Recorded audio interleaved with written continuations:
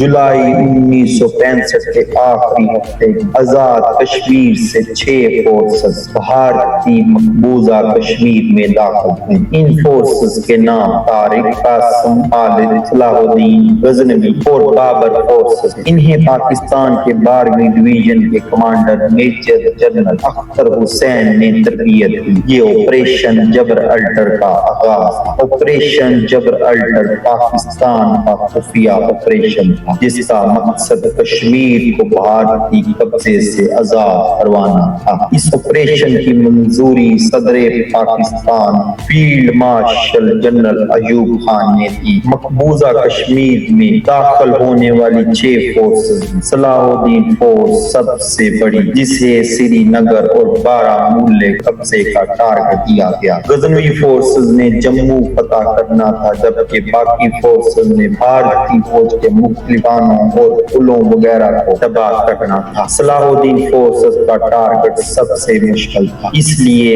اسے سب سے زیادہ 700 جوان دیے گئے تھے، جبکہ بابر فورس میں صرف 34 جوان۔ ان 6 گروپس کی مدد کے لیے 14 دیگر گروپ بنائے گئے جنہیں نصرت فورسز کا نام دیا گیا۔ ہر پاکستانی فورس میں چند فوجی جوانوں کو چھوڑ کر باقی تمام لوگ رضاکار تھے۔ 14-15 سال کے بچے بھی ان فورسز کا حصہ تھے۔ ہر فورس کو 7 دن کا راشن، ہر جوان کو رائفل کے لیے 200 گولیاں اور 8 ہینڈ گرنیڈ دیے گئے۔ لائٹ مشین گن والوں کو 900 گولیاں اور راکٹ لانچر کے لیے 30 راکٹ دیے گئے۔ یہ محدود اسلحہ کشمیر کو آزاد کروانے کے لیے ناکافی تھا، لیکن ان فورسز نے باقی اسلحہ بھارتی فوج سے چھیننا تھا۔ لیکن آپریشن جبر الٹر شروع سے ہی مشکلات کا شکار ہو گیا۔ کشمیر کے اندر کسی نے ان فورسز کی مدد نہ کی۔ انٹیلیجنس نے جن لوگوں کے نام بتائے تھے کہ یہ آپ کی مدد کریں گے، وہ بھی سامنے نہ آئے۔ حتیٰ کہ پاکستانی فورسز رہنمائی کرنے والے گائیڈ بھی ان مشکل راستوں پر پھنسا کے بھاگ گئے۔ محمد دین نامی کشمیری چرواہے نے بھارتی پولیس اور صلاح الدین فورسز کی آمد سے خبردار کر دیا جو سری نگر جا رہے ہیں۔ بھارتی پولیس نے فوری طور پر فوج کو الرٹ کرنا شروع کر دیا۔ اس دوران پاکستانی فورسز نے دشمن پر بھرپور حملہ شروع کر دیا۔ ادھر ایک خفیہ ریڈیو صدائے کشمیر نے مقبوضہ کشمیر میں ٹرانسمیشن شروع کر۔ اس ریڈیو سے اعلان کیا گیا کہ کشمیر میں کشمیری جوانوں نے ہتھیار اٹھا لیے ہیں، وہ مجاہدین ہیں اور بھارتی فوج سے اپنی آزادی کی جنگ لڑ رہے ہیں۔ ریڈیو نے یہ بھی کہا کہ کشمیر کی آزادی کے لیے ایک انقلابی کونسل قائم کر دی گئی ہے۔ ریڈیو سے بھارتی فوج اور مجاہدین کی لڑائیوں والی خبریں مسلسل نشر ہونے لگی۔ ہر خبر میں بتایا جاتا کہ بھارتی فوج کو شدید نقصان پہنچ رہا ہے۔ ان خبروں کے مطابق مجاہدین نے کئی تھانے تباہ کر دیے۔ بھارتی فوج کے 3 بریگیڈ ہیڈ کوارٹر پر حملے ہوئے۔ مجاہدین نے سری نگر اور جموں روڈ کو کاٹ دیا۔ کشمیر بھر میں انقلابی کونسل کے پوسٹر بھی جگہ جگہ دیواروں پر لگا دیے گئے تھے۔ ان پر لکھا تھا کہ کشمیری عوام ٹیکس ادا نہ کرے اور بھارتی غلامی کی زنجیریں توڑ۔ تاہم بھارتی فوج ہوشیار ہو چکی تھی۔ بھارت نے بڑے پیمانے پر فوج اور پولیس کے دستے کشمیر بھیج دی۔ ان تازہ دم دستوں نے صلاح الدین فورسز کو جو کہ سری نگر میں داخل ہو چکی تھی، اس سے پیچھے دھکیلنا شروع کر دیا۔ سری نگر میں صلاح الدین فورس کے جوانوں اور بھارتی فورسز کے درمیان سری نگر کے گلی کوچوں میں شدید لڑائی شروع ہو گئی۔ کئی روز کی جھڑپوں کے بعد صلاح الدین فورس کم تعداد کی وجہ سے سری نگر چھوڑنے پر مجبور ہو گئی۔ صلاح الدین فورس کو شکست دے کر بھارت نے کشمیر کے دوسرے علاقوں میں بھی مجاہدین کے گرد گھیرا تنگ کر دیا۔ بہت سے مجاہدین شہید ہو گئے یا قیدی بنا لیے گئے۔ بھارتی ایئر فورس نے جنگلات پر زہر سپرے کر دیا تاکہ کوئی مجاہد وہاں سے پھل وغیرہ کھا کر پیٹ نہ بھر سکے۔ مجاہدین کے پاس کھانے پینے کا سامان اور اسلحہ ختم ہو گیا اور زیادہ تر جوان آزاد کشمیر لوٹنے پر مجبور ہو گئے۔ صرف غزنوی فورس جموں کے کچھ علاقے پر قابض رہی، لیکن ستمبر کی جنگ ختم ہونے کے بعد اسے بھی پیچھے ہٹنا پڑا۔ بھارتی فوج نے کشمیر میں مجاہدین کے گھیرا تنگ کرنے کے ساتھ آزاد کشمیر میں بھی جوابی حملے شروع کر دیے۔ آزاد کشمیر میں پیر صحابہ،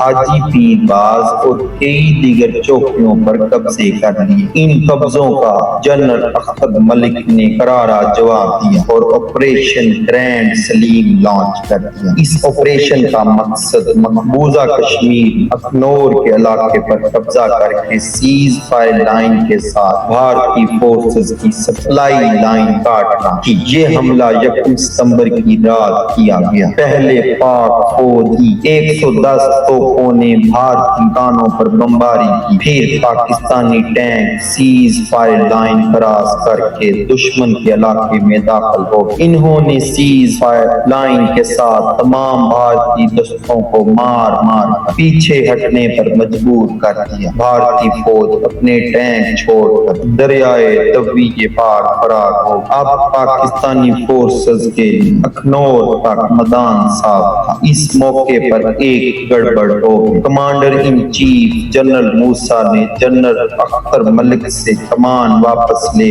جنرل یحییٰ کو آپریشن گرینڈ سلیم کا انچارج بنا دیا۔ اس تبدیلی سے پاکستانی فورسز کی پیش قدمی سست ہو گئی اور اخنور سے کچھ فاصلے پر یہ حملہ بدقسمتی سے ناکام ہو گیا۔ اگر یہ آپریشن کامیاب ہو جاتا تو کشمیر کی آزادی کو کوئی نہیں روک سکتا تھا، لیکن جنرل موسیٰ اور جنرل یحییٰ کے غلط فیصلے ناکامی کی وجہ بن گئے۔ آپریشن گرینڈ سلیم کے دوران ایک موقع پر پاکستان کے سیبر طیاروں نے بھارت کے 4 ومپائر طیارے بھی تباہ کر۔ چند روز بعد پاکستانی اسٹار فائٹر طیارے نے ایک بھارتی نوٹ طیارے کو پسرور ایئر بیس پر اترنے پر مجبور کر دیا۔ بھارتی پائلٹ کو جنگی قیدی بنا لیا گیا۔ یہ نوٹ طیارہ اب بھی پاکستان کے قبضے میں ہے۔ بھارت نے یہ آپریشن گرینڈ سلیم کے جواب میں پاکستان کو مزہ چکھانے کا فیصلہ۔ اس نے لاہور اور سیالکوٹ میں پاکستان کے 2 نئے محاذ کھول لیے۔ حالانکہ پاکستان تو سیز فائر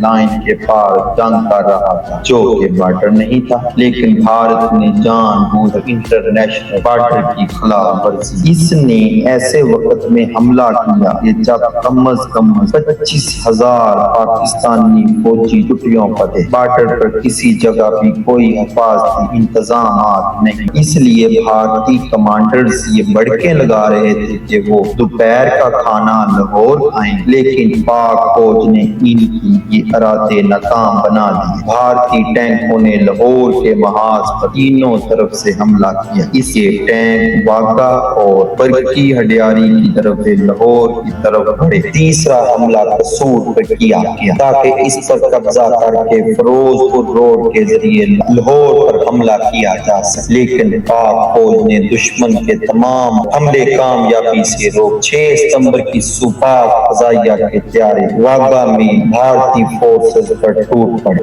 اور اس کے کئی ٹینک اور درجنوں گاڑیاں تباہ۔ پاک فضائیہ کی بمباری اتنی شدید تھی، بھارتی commander major general Niranjan Prasad خوف کے مارے کھیت میں چھپ گئے۔ ان کے سینئر کمانڈر جنرل ہربھر سنگھ نے انہیں زبردستی کھیت سے نکالا۔ اس وقت بھارتی کمانڈر کی حالت دیکھنے لائق، وہ سر سے لے کے پاؤں تک کیچڑ میں لتڑے ہوئے تھے۔ جنرل ہربھر سنگھ نے تنزن کہا، آپ کمانڈر ہیں یا کلی؟ پاک فضائیہ کی بمباری سے بھارتی بٹالین ریچور کو خاص طور پر شدید نقصان پہنچا، کیونکہ وہ باٹا پور میں داخل ہو جوتوں کی فیکٹری پر قبضہ کر چکی، لیکن پاکستانی طیاروں کی بمباری سے وہ بے بس ہو کر پیچھے ہٹنے پر مجبور ہوئی۔ واگا بارڈر پر تو پاکستان کو یہ شاندار فتح ملی۔ ہڈیارہ میں بھی پاک فضائیہ کے میجر جنرل شفقت بلوچ نے محض 100 سپاہیوں کے ساتھ، جی ہاں محض 100 سپاہیوں کے ساتھ ہزاروں بھارتی فوجیوں کو 9 گھنٹے تک روکے رکھا۔ انہوں نے دشمن کے بہت سے ٹینک بھی تباہ کر دیے۔ قصور کے محاذ پر بھی بھارتی حملہ چند گھنٹوں میں پسپا کر دیا۔ لڑائی جاری تھی کہ پاک فضائیہ نے بھارتی ایئر بیس کو بھی ٹارگٹ کرنا شروع کر دیا۔ اسکواڈرن لیڈر سجاد حیدر کی کمانڈ میں پاکستانی طیاروں کی ایک فارمیشن نے پٹھان पठानकोट एयरबेस ईंट से ईंट बजा दी और कम अज कम 10 भारतीय हथियारे तबाह कर दी। पठानकोट पर हमला करने वाले जांबाज पायलट में गुलूकार अदनान समी के वालिद अरशद समी भी थे। 6 सितंबर के रोज 3 पाकिस्तानी हथियारों ने स्क्वाड्रन लीडर सरफराज रफीकी कमान में हडियारा एयरबेस पर हमला था। इन 3 हथियारों को दुश्मन के 12 हंटर हथियारों का सामना करना था, लेकिन पाकिस्तानी जांबाजों ने दुश्मन के 6 हथियारे तबाह कर दी। इस लड़ाई में सरफराज रफीकी और इनके साथी पायलट यूनुस हसन शहीद हो गए, जबकि सलीम चौधरी वापस आने में कामयाब रहे। पाकिस्तानी B-57 हथियारों ने भी कई भारतीय एयरबेस को निशाना बनाया और कम अज कम 15 भारतीय जंगी हथियारे तबाह कर दिए। इस बमबारी के दौरान सिर्फ एक पाकिस्तानी हथियारा तबाह हुआ। लाहौर के महाज पर पाक फजाइया के जवानों ने DRP नहर के मगरबी किनारे पर मोर्चे बना लिए। इन्होंने नहर पर मौजूद कई पुल भी उड़ा दिए ताकि भारतीय फौज नहर पार न कर सके। 7 सितंबर की सुबह भारतीय एयरफोर्स ने सरगोदा एयरबेस पर हमला कर दिया। यहाँ मोहम्मद महमूद आलम, जिन्हें MM आलम भी कहा जाता है, इन्होंने एक यादगार कारनामा अंजाम दिया। इन्होंने सिर्फ 30 सेकंड में, जी हाँ सिर्फ 30 सेकंड के अंदर 5 भारतीय हथियारे गिराकर आलमी रिकॉर्ड कायम कर दिया। इस कारनामे पर इन्हें लिटिल ड्रैगन यानी छोटा ड्रैगन कहा जाने लगा। पाकिस्तानी हथियारों ने अपनी एयरबेस पर तमाम भारतीय हमले नाकाम बना दिए, बल्कि एयरफोर्स ने तो अमृतसर पर हमला करके वहां भारतीय रेडार स्टेशन भी तबाह कर दिया। 7 सितंबर को पाक फजाइया ने वाघा बॉर्डर और सूर्य महाज पर जवाबी हमला किया। भारतीय कमांडर नरिंजन प्रसाद, जो पहले खेतों में छुप गए थे, इस बार भी बदकिस्मत रहे। पाकिस्तानी फौज इन्हें गिरफ्तार करने के लिए करीब पहुंच गई थी, लेकिन नरिंजन प्रसाद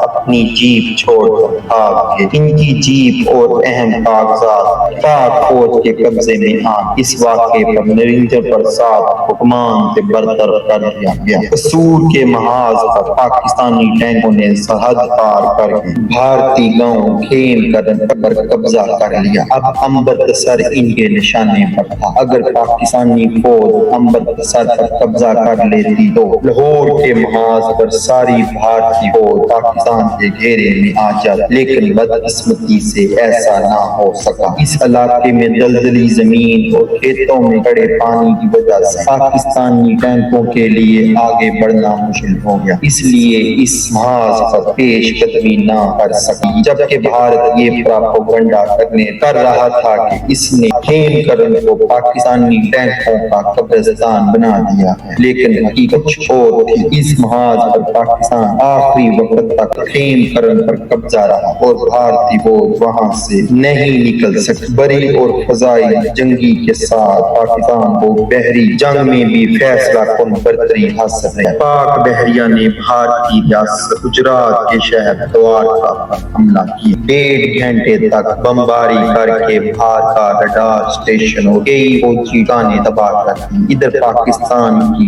गाजा अब्दोज ने बम्बई के साहिल के पास बरूदी सूंगे बचाकर भारतीय एयरक्राफ्ट विक्रम का रास्ता रोक लिया। इस वजह से भारत पाकिस्तान पर कोई बहरी हमला ना कर सका। लेकिन 65 की जंग असल हीरो थे मेजर अजीज, इन्हें बरकी में तैनात किया गया था। इनके पास भी महज 100 फौजी थे और मुकाबले पर भारतीय फौज की पूरी डिवीजन मतलब 10,000 से भी ज्यादा फौज। फिर भी मेजर अजीज भट्टी 6 रोज तक भारतीय फौज से भरपूर जंग करते रहे। उन्होंने अपने तोपखाने के जरिए भारतीय पोजीशन पर भरपूर बमबारी करवाई। दुश्मन ने कई बार इस गांव पर कब्जा करने के लिए हमला किया, लेकिन मेजर अजीज भट्टी और उनके बहादुर जवानों हर हमला पूरी तरह नाकाम बना।